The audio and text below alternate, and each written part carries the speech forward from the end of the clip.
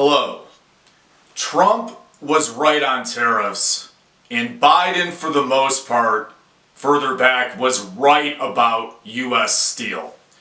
The future of U.S. steel is uncertain, like it was in the 1980s when they went bankrupt in 1984. We don't know exactly what's going to happen, but I do think they will probably survive as a company. Traditional industries in this nation need to be protected that are tied to things like war production or possibly infrastructure.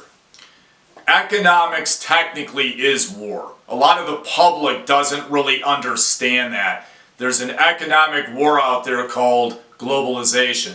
All economics is now global, unfortunately. So technically, economics is war.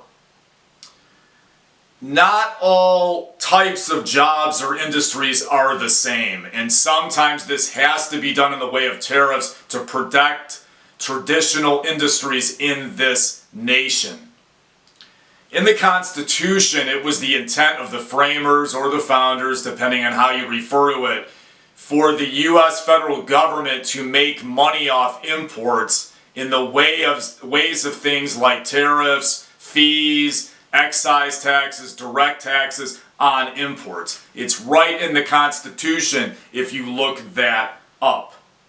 There's nothing wrong with Trump trying to make this country rich again.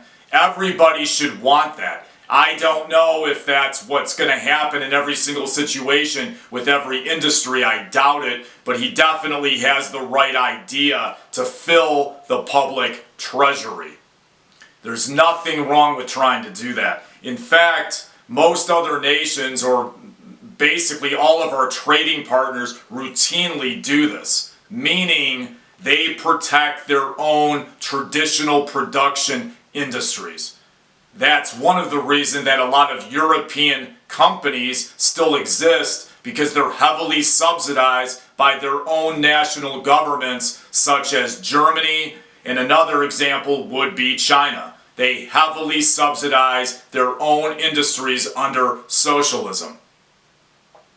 I think globalization is a joke, which I mentioned earlier. I'm not a fan of globalization. I'm basically kind of a limited or a moderate isolationist. No nation has the right to dump economically in any other nation. That would mean the undercutting of prices at a severe level.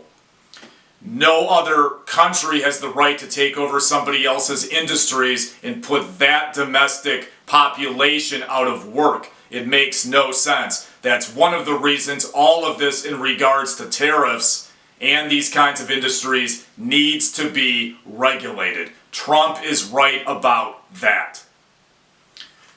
Even free traders such as Bill Clinton and George W. Bush used tariffs in narrow situations to protect domestic producers at the expense of foreign countries. They were very pro-free trade, unlike Trump, and they even used tariffs in some narrow scenarios here and there to protect our economy. In fact, Bush number 2 was very much opposed to the Central American Free Trade Agreement, and therefore at that time we did not go into it because of the fear of a race to the bottom with extremely low wages.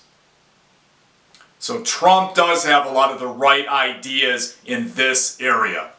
Once again, thank you for your time. Thank you for your consideration. My next video is going to be on presidential pardons and the issues with them and the possible reform of that part of our Constitution legally. Once again, thank you for your time. It's free to subscribe.